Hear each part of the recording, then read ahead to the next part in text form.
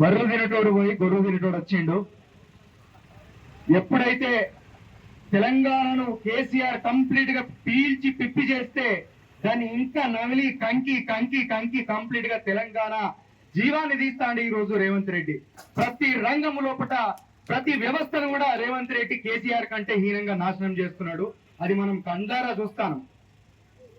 మేము out sourcing ఉద్యోగుల సమస్యల గురించి కంప్లీట్ గా తెలుసుకునే ప్రయత్నం చేస్తున్న సందర్భం లోపల కాంట్రాక్ట్ ఉద్యోగులను రెగ్యులరైజ్ చేయడము రాజ్యాంగ విరుద్ధం అని చెప్పి కొంతమంది మాట్లాడి ప్రభుత్వంలో ఉన్నారు.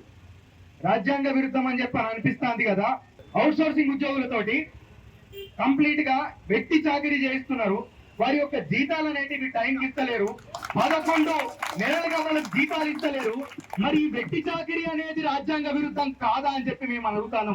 అది నేరంగా పరిగణించబడింది రాజ్యాంగంలో కూడా గుర్తించాలంటారు కూడా. మరి ఇది ఎవరు అడగరా? ఇది ప్రశ్నించరా?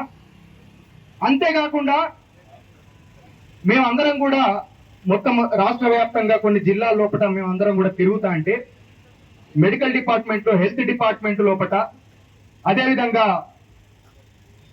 దాదాపు అంగన్వాడీ టీచర్ల దగ్గర నుంచి మొదలు పెడితే ఇక్కడి వరకు ప్రతి ఒక్కరు కూడా ఎంత దారుణమైనటువంటి స్థితి లోపల వాళ్ళు ఇబ్బందులు ఎదుర్కొంటున్నారో మేము కళ్ళారా చూసినాం. మరి ఇవన్నీ ఎందుకు కనబడతలేవు అని చెప్పి చట్టము రాజ్యాంగం అని చెప్పి మాట్లాడే వాళ్ళకి ఇది ఎందుకు కనబడతలేవు, ఇది కూడా నేరమే కదా, ఇది కూడా రాజ్యాంగ విరుద్ధమే కదా అని చెప్పి మేము ప్రశ్నించినాం. కానీ ఆన్సర్ రాదు. ఈ రోజు రాహుల్ గాంధీకి 1000 కోట్ల రూపాయలను మొత్తం ఆ కుటుంబాన్ని ఆదుకోవాలని చెప్పి ఫండ్ రైజ్ చేస్తా అని చెప్పి ఇచ్చినావు కదా రేవంత్ రెడ్డి. నేను ఒక్కరిని అడుగుతా, నన్ను ఓసినా వెళ్ళదంటివి, బజార్ నిలబడితే రూపాయి అత్తలేదని చెప్పనంటివి, అప్పిచ్చేటోడు బ్యాంకులో మనల్ని దొంగలను చూసినట్టు చూస్తారని చెప్పి మాట్లాడబడుతుంది. ఎట్లిచ్చినావు 1000 కోట్లు రాహుల్ గాంధీకి? మరి ఇక్కడ అవుట్ సోర్సింగ్ ఉద్యోగుల సమస్యలు తీర్చడానికి నువ్వు ఎందుకు ముందుకు వస్తున్నావని చెప్పి మేము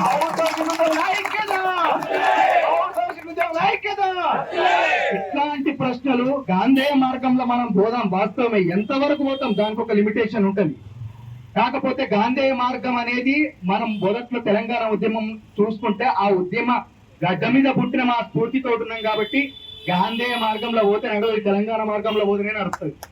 అంతే తప్పకి మాకు న్యాయం జరగాలి.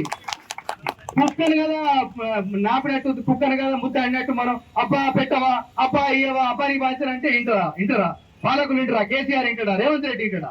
వీళ్ళు విన్నారు. వీళ్ళకి చెప్పే తీరుగానే చెప్పాలి, ఉద్యమమే చేయాలి మనం తప్పించి మనం గాంధేయ మార్గంలో పోతే నడవదని చెప్పి ఈ సందర్భంగా తెలియజేసుకుంటున్నా. ఖచ్చితంగా మనం ఉద్యమం చేయాల్సిందే.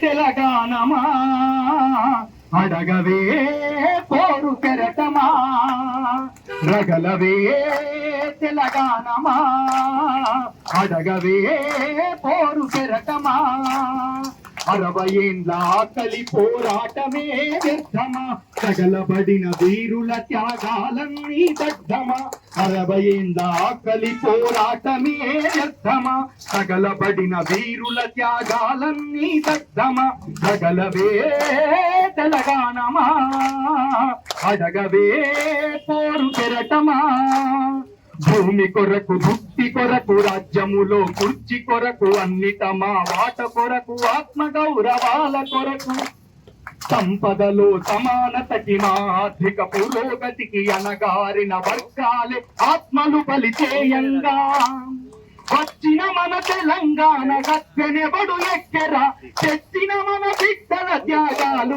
ఏడపోయేరా, రగలవే తెలంగాణమా అడగవే పోరు కెరటమా, సర్కారు వారి నోట బుత్తెర పథకాల పాట, రియల్ ఎస్టేట్ రేటులోన ముఖ్యమంత్రి తొంపులాట, సర్కారీ వారి నోట బుత్తెర పథకాల పాట, రియల్ ఎస్టేట్ రేటులోన ముఖ్యమంత్రి తొంపులాట, మంత్రుల పరివారమంత పదవులకై పీకులాట, ప్రతిపక్షం వాస్తులకై సింపతీల పోరుబాట, వీళ్ళ కడుపు పంటలు భారతులై వస్తుంటే, మన కన్నా బిడ్డలు బల బానిసలైపోతుంటే, తగలవే తెలంగాణమా అడగవే పోరు కెరటమా, రగలవే తెలంగాణమా అడగవే పోరు కెరటమా. Thank you. జై తెలంగాణ.